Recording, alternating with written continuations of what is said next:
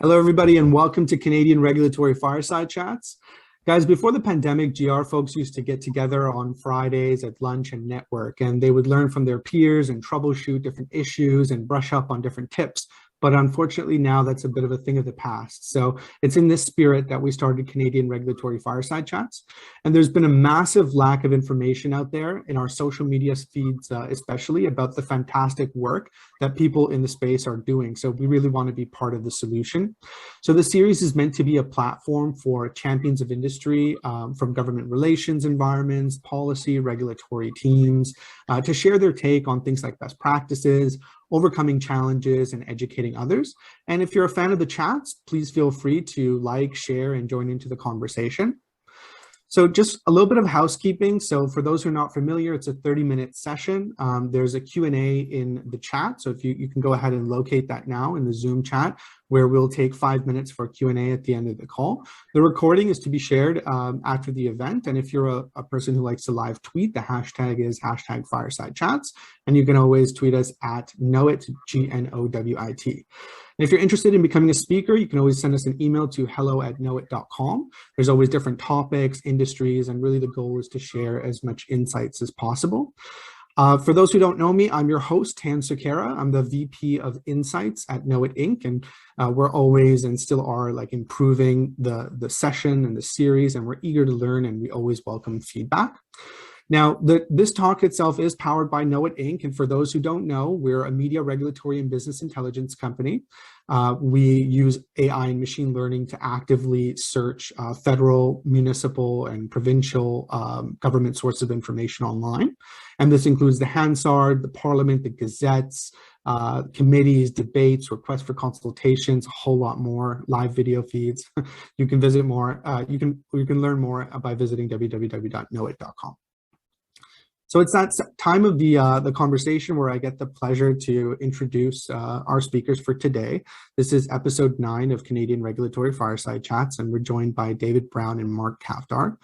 We'll just get into the bios here. So Mark is a strategic and legal advisor to market leaders in highly regulated industries. He currently serves as Vice President of Business Development at Nova Cannabis, the operator of Value Buds retail banner. A veteran of the global cannabis industry, Mark has served as legal counsel to Canopy Rivers Inc., Afria Inc., and Med Relief Corp. While David Brown, who's also joining us, has been working in and writing about the cannabis industry since back in 2012. He was formerly the editor-in-chief and communications director for Lift Cannabis and Lift News, and is a senior policy advisor for Health Canada's cannabis legalization branch. And he's also the founder of StratCan Services, Inc. So without any further ado, David and Mark, I'll let you take it away. Thanks, Tan. I appreciate it. Thanks for having us today. Yeah, thanks, Tan. That was a great intro. Appreciate it. So I think, Mark and I were speaking the other day about what we wanted to talk about, and one of the things that really came up is one of the kind of gaps in communication with the provincial and federal regulators and the very fast-moving cannabis industry here in Canada, and sort of fastly evolving, fastly growing cannabis industry here in Canada. And I wanted to talk a little bit about some of my experience in my 2 years time at the cannabis branch at Health Canada as a policy advisor there, and some of my experiences, and sort of juxtaposing those with my experiences working on the other side of things within the cannabis industry. And I think one of, as a consultant now, and as someone who is a writer and therefore interviews a lot of license holders and applicants in the cannabis industry, one of the things that has come up for many years now is really this gap between the timeline and how quickly governments move and how quickly private industry moves. And I know that one of the big challenges, at least with Health Canada, often tends to be response times and sort of the responsiveness and the human touch of the regulator, and respecting that there is obviously a need for the regulator to sort of create boundaries and not develop in-depth personal relationships with those that they are regulating. I think one of the big challenges with the cannabis industry in Canada is the regulator maybe not going able to go far enough to create some form of human interaction. And so one of, just as an example of that, one of the big challenges right now is, for example, if an applicant sends in their application when they're applying for a license to cultivate or a license to produce, there are often several months gap in any sort of communication with the applicant, and that can be very challenging. And what I've seen is creates a lot of conflict with what is otherwise a pretty smooth running system. And so once an applicant or license holder is able to directly engage with the regulator in some way, email or phone call, and have that personal touch, generally speaking, what I hear is positive experiences from the industry. There's always sort of exceptions, but in general, people are pretty happy once they engage with someone. But there's a significant amount of frustration that has historically come from those big gaps in communication. And so while legalization has brought a lot more resources to the cannabis branch in Canada, and response times have really improved. We've gone from a space where it used to take years to get a production license. Now, an average time for a micro license, for example, is really only about 6 months from submission to application. But there's still those, several months gap. And so I think that's one of the challenges that anyone working in public service, and this isn't necessarily exclusive to the cannabis industry, but trying to understand that those individuals that you're working with, that you are regulating or seeking to regulate, are working, dealing with their own financial obligations, dealing with their own timelines, and to understand that the private sector is not, that 9-to-5 world, and that people are putting a lot kind of on the line so taking into account that if they're going to have to wait that long, that they need some kind of response from the regulator. And so I think that's something that Health Canada's cannabis branch has really been improving over the last few years, and really in the last 6 months or so, or a year or so, even with COVID restrictions and this need to sort of modernize and move a lot of these communications online, we're seeing some positive changes there. But anyone working in or looking to go into the public service, I think, needs to understand that those gaps in communication and that lack of human interaction can really cause a lot of unnecessary conflicts between the regulator and the regulated. And so I'd love to get Mark's perspective on that a little bit more. But I can say that, I can talk a little bit about my time in the cannabis branch, and I know that there's certain pieces in play. There's the regulator is aware of some of these challenges, but at the same time, I think there are certain gaps, especially gaps in government in general, but especially in something as large as the federal government, where there can be that disconnect and sometimes the inability for individuals to kind of take ownership at the regulator level to be able to move a file forward. In my time at Health Canada, one of the projects I worked on was an engagement program for micro applicants and license holders. And it's something that I haven't really seen the branch move forward with since I left. And I honestly couldn't speak to some of the gaps in communication there between, an idea kind of making it up the chain and then finally getting approved or not getting approved. But, I go back to, again, I think it's really important for those individuals that are working in the sector to be empowered to kind of take ownership over those things, addressing what some of those gaps are, and some of the higher management maybe being able to listen to that and understanding the need for that open communication to ensure that there is a positive relationship between regulated and regulator. Yeah, David, that's a great point, right? Because I think one of the things that we sort of fail to appreciate is the idea that this regulatory scheme that Health Canada put into place, like start wherever you want to start. Things started with the legal regulation of medical cannabis, however many years you want to go back, is really the thing that differentiates between, an operation that's got oversights and an operation that doesn't. So from that lens, you want to always laud what Health Canada has done and just take say, congratulations, great job that you've put something totally new and sui generis into play. But, it's never perfect, and obviously nothing's ever perfect, but the idea that there's all kinds of competing factors and pressures and timelines that different members of the private sector look to. So you've got the actual regulatory professionals who are at the center of these decisions, or not even decisions, but the applications and the back and forth that go with amendment packages or security details that have to go in for site inspections. Like the granularity that has been built from the ground up in the cannabis oversights that have been introduced by Health Canada are super complex and have physical security and product quality and licensing and infrastructure. And it's just like a multi-dimensional regulatory scheme that has been sort of birthed like brand new, sui generis.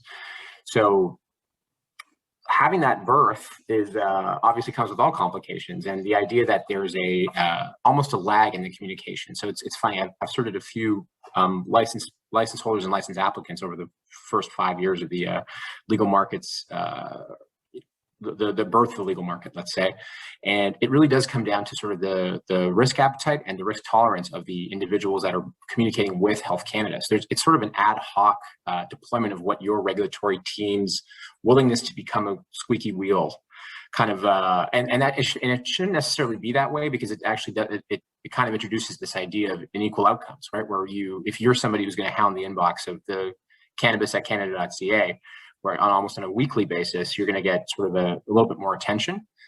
It's the idea that you said that there is, it's sort of, you fire something into the ether and it's opaque, and there's, you'll maybe get an email recognizing receipt that says, yes, we've received your package. But after that, it could be weeks, it could be months, it could be years before you hear back. And to even have sort of a dashboard or some sort of portal to basically check in and say, and you could say the CTLS does that to a certain extent, and I think in certain ways it does a great job. Like for my security clearance, there was always an updating. My security clearance application was always updating in real time. You get great correspondence, but when you come to the license holding and the actual facility amendments, that becomes a bit more of a challenging thing, because it's such a complex application that comes down to whether a green light or a red light. But the idea that there could be a granular question or something that's missed in the evidence package that comes back to you and says, hey, actually, we can't move the application forward until we have this, that could actually sit in somebody's inbox. And I've had, anecdotal experience that I've lived myself where, oh, we need this actually updated PDF that's missing, the third floor irrigation system. And somebody just forgot to attach it to an email, and then that just sits in limbo in the ether until somebody's like, wait, what's going on? Why isn't this happening? And usually it's somebody on the capital market side who's waiting for the license to come through to meet some sort of obligation for some crazy, output commitment that they've made, that drives that whole thing. So the pressure gets ramped up to 100, and it ends up being on the regulatory team's throat as if they're the sales prevention department, which, trust me, I've been called that at every stop. I've been in both in the cannabis industry and prior to the cannabis industry. But it's as simple as having a very opaque communication channel that doesn't need to be that way, especially 5 years in. Yeah, it really doesn't. And like I say, I do think that there have been significant improvements, and I think it's important to acknowledge where the system has improved. You're someone who's been in the space, since ACMPR and MMPR days, and so what the timelines used to be, right. And the ranks has grown, and there is more responsiveness. But if there isn't that responsiveness, especially in that initial process, it can often create what I've seen. It can create problems that don't need to be there. I was just speaking with a license holder last week who is an outdoor grower here in BC, a standard outdoor grower here in BC, but fairly small scale, who has been waiting on a processing license. And they need that processing license to be able to, because of the nature of their cultivation license, need that processing license to be able to have a space to process what they harvest. And there's been several months in gap in communication where they're dealing with a timeline, especially as an outdoor grower, where they don't have a lot of control over when they're going to harvest. Time to harvest is time to harvest. They were told months ago that there would be forward movement on their processing license. They've gone back and forth with a couple different people on that file, and every time there's a new person that comes to that file, it's sort of like starting from scratch. Another example I can give is a indoor micro license holder I know who sent in an application late last year for an amendment to a license. They didn't hear back for a couple months. They finally got a hold of someone, and they said, oh, you sent it to an email that's no longer operating. And so the fact that there wasn't, no one apparently at the branch had the foresight to put an alert on that email address so that anyone who sent something in got a reply back saying we're no longer responding to this email. And so I come back again to, I think, there's a need for those individuals within the branch, and this doesn't just go for Health Canada, this goes for the provinces as well, to kind of step up and recognize what these gaps are and understand that, these are people who are this is their livelihood. There's a lot of timelines. It's not just necessarily very large companies dealing with some of the concerns that Mark's referring to in terms of public markets, but even small business holders where, you know, you can't put your life on hold for months with no revenue while you're waiting for these kinds of changes. And Health Canada and Canada in general is setting a very high bar for legalization around the world.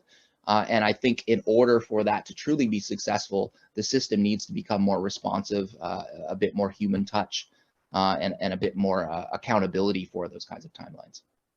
David, I think I totally, like, that point is a really good one, right? The idea that what Canada's done by putting a federal control scheme for cannabis and regulation should be lauded. It's something that is like, you know, there'll be case studies written about this in 10, you know, for the next 10, 15, or you hope there will be.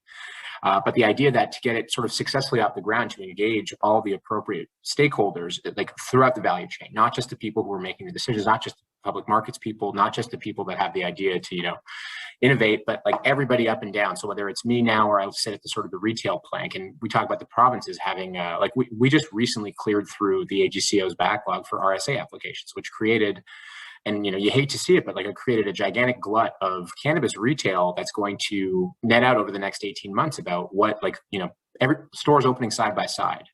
And how much of that was because the regulatory scheme, and again, the regulators never take commercial considerations. Like, it's not the regulator's job to make sure that you, as a private industrial actor who's trying to enter the cannabis space, make money on your investment. I completely acquiesce to that.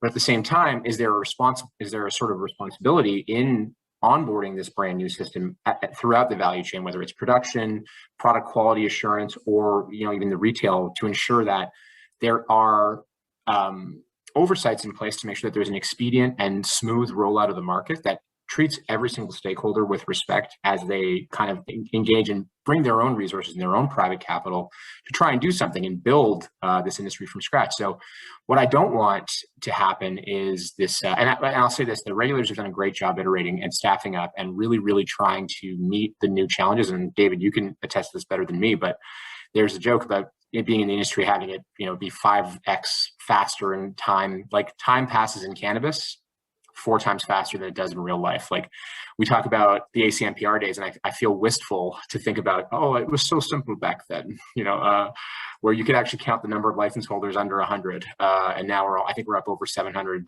something over the last update. So that's tons of complexity in regulating that. But at the same token, like, there have been a number of points where if there had just been a moment where the regulatory environment had interfaced with stakeholders and said, look, what are the things that we are trying to achieve here? Because, like, we're obviously migrating a very deep and very established illicit channel into a legally regulated one that has all the benefits of regulation. So whether it's being able to return a product that's defective, or knowing the potency, you know, through a certified and verified lab, or knowing, you know, the supply chain of your cannabis all the way back to the seed level. Those are all good things that come out of regulation for consumers, for the market, for governments as well, to actually be able to have a tax base to generate off of the sale of the regulated product. But having that deliberation and that personal touch, coming back to David's point, would be helpful, I think, just to actually open the dialogue. Because I know not until very recently, where I sort of reached a level where I've built my own relationships at various regulatory bodies, it's a very opaque way to get a hold of somebody to get an answer to a question. Like, there's really, really great how-to guides online, but as we've said, there's every single problem in cannabis is a net new one. Like, that's kind of what's fun about it, is that, like, oh yeah, I think I'm the first person to ever make a claim on something that you know, involves this, because again, we're only in year 3 of the legal regulated market, so you're kind of trudging the channel as the ship is like 100 feet behind you, getting ready to just plow through. And you don't want that lack of world building, let's say, in stakeholder engagement from the regulatory body with the private sector lead to sort of a miss on how Canada builds out and executes on its vision of a federally regulated market. Because I think we've achieved so much success from the regulatory perspective, like in terms of what Health Canada's initial objectives were, which is like, you know, onboard the illicit market and reduce access to that and ensure that there's no access for minors. I think that we've done a great job in that. But there have also been a bunch of inefficiencies in moments where people who have made big bets on things just haven't been able to execute on a schedule that would allow them to meet up with the demand, both that they've put on themselves, but also that the market needed for, you know, every single every single sort of cannabis panic has been tied to somebody not listening to their regulatory team 12 months prior when they said, look, we're not going to be able to hit that schedule. It's like, well, we're going to say that we are. And then lo and behold, Canada has underwhelmed and Canada has done this. And it's just like that alignment is what's missing, that communication, which is, I feel like I'm giving cheap marital advice here, but it's, if we just talk to each other and we had a better understanding, we socialize that all the way through the chains, I think expectations would have been better managed all the way from the beginning of the dawn of the legal market. I don't know if you agree with that, David, or not, but that's been my lens on the private side. Yeah, I think that's well put. These are sort of unnecessary frustrations that I think could be easily addressed with a bit more of a human touch, and is probably one of the easiest to address issues at the federal level, at least when it comes to regulating cannabis. That they are making improvements, but I think that there's a long way to go to address that initial confusion or lack of confidence that can come from putting in your application and waiting weeks or months, like you say, and it really shouldn't be that way. The cannabis@canada.ca email, which I think has now recently changed, but was kind of known as a black hole, and there's this gap that again creates that frustration when you have the regulator saying, well, just send in your emails to the cannabis@canada.ca email, and everyone in the industry kind of laughs and rolls their eyes and knows that that's there's no one actually responding to those emails, or it's sort of hit or miss. And it's again that lack of when the industry hears the regulator saying that and acting as if that's a solution, and the industry knows it's not a solution. Again, those are easily addressed. There are other regulatory regimes in Canada, and we could look to some of the cannabis regulatory regimes in the States that have much faster response times. And like Mark said, if you're digging the channel and the ship is 100 yards behind you, I think there's even more of a need for that responsiveness, because it is you're setting the tone for an industry that is going to be in place moving forward in perpetuity. So ensuring that everyone is being onboarded in an efficient way, and ensuring that there isn't those gaps in communication that then can create all kinds of theories and fears and concerns that are completely unfounded. It's as simple as having a service level, right? You come back and say, look, you're going to send us a note. We'll get back to you within 30, 60, 90 days, whatever it is. And then you kind of quash this like urban legend cannabis Twitter cloud, to use a industry parlance, that kind of fogs everything up. And instead you're like, okay, well, it's day 87. I know that I can now rely on something before day 90. And if I don't, then I actually have something that I can go back and say, you can prioritize me now. Like I've passed my service level to that. And that's as simple as like, it's a ticket submitted to your IT team. It's the equivalent of ensuring that it's just that it's as simple, and people, ultimately people are human, right? So it's the idea that, if your desk is super crowded with work, which I'm sure every single person who is working in cannabis is, something might just kind of push to the margins by accident, because you're dealing with fires and oh, we actually do a brand new category now. There's a whole new world. There's a whole new license class. There's a whole new, the industry has pivoted and moved 1,000 times over in the last 4 years, 2.5 years since federal legalization, that it's an understanding. Everybody sort of is understanding the limitations of the people's just time and resources. But if there was a way, it's like a service level or a ticker or even a reminder, just to interface between private and public, I just think that the efficiencies that would be derived from that would be, it's a little thing that could lead to a great saving on how communication is facilitated across the board with the industry actors and the regulatory body that oversees them. All right. Well, it looks like we're going to leave it at that. That was extremely practical and awesome chat. Let's open it up to that portion now, the last couple of minutes for Q&A. Guys, if you want to go ahead and add your question to the chat. I've got one for David here. So how can Health Canada better address gaps in communication and service? I wish I knew an easy answer for that. I think that there needs, if anyone in the branch is listening and looking for the advice, I think, most people there are aware that there's probably a need to refine and review those systems, how to cut through years and layers of bureaucracy. I think that's a really difficult question. I think if, industry is looking for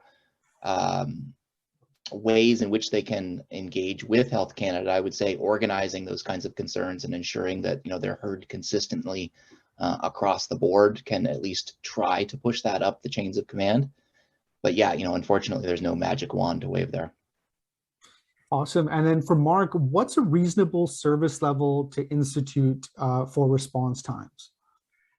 Great question. Yeah, so it's a good one. I mean, I would obviously be like 7 days. Everything should be 7 days, and that's like, don't let industry put that on regular, like with some respect and time for everybody's like and the complexity thing. So like for licensing amendments, I think it's a different story now. I think the sort of the wave on that one is crested. So if there's a issue with some correspondence, I feel like a 7-day service level actually isn't unreasonable. Like if there's something missing from an evidence package or there's a deficiency in some sort of application, 7 days it seems to me like a reasonable, or let's say 5 working days or even whatever, 10 working days, but something that's weeks, not months, longer than that.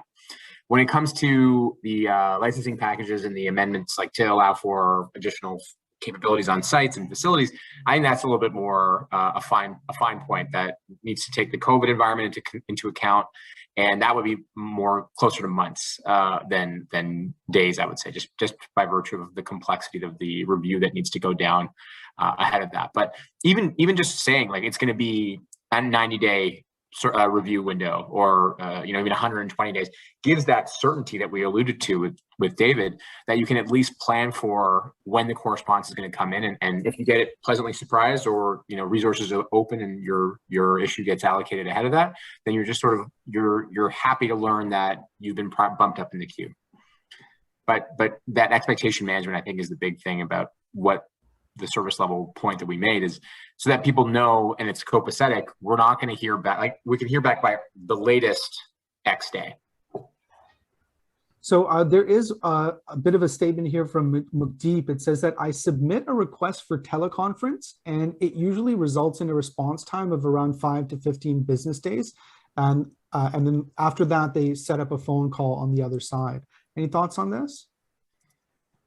Well, I mean, I think that's great to see, and I think that does show that Health Canada has, there's a lot that COVID has forced all sorts of governments and corporations to really modernize, and I've seen Health Canada have to make a lot of changes and start to work virtually more often, and it looks like that, may be an example of that. So I think that's great to see, and if anyone else who is licensed who is looking to engage a little more directly, that's a good tip for sure.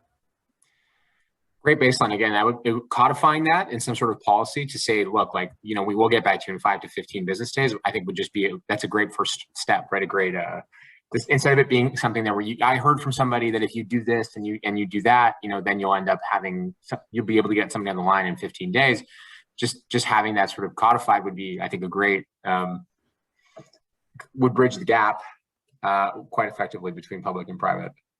Well, fantastic, gentlemen. It's just about that time to end the chat. How can people get in touch with you? David, your handle or something like that, maybe? Yeah, you can find me. I'm very active on LinkedIn and Twitter. Feel free to drop me an email at david@stratcan. That's like strategy in cannabis. So STRATCANN.com. And like I say, you can find me. I'm pretty active on Twitter and LinkedIn. And Mark, how about yourself? Yeah, likewise, find me on LinkedIn, and you can always email me at my Nova Cannabis address, which is my first.last @novacannabis.ca. Mark.Cavdar, like caviar, switch an I for a D, at novacannabis.ca. And look forward to hearing from anybody with any questions about anything. I think it's always fun talking cannabis. Excellent. Thank you so much. Hope everybody has a great afternoon. Thanks for joining us as well. Have a great weekend ahead. Take care. Thanks, Ted. Thanks, David. Thanks, Dan.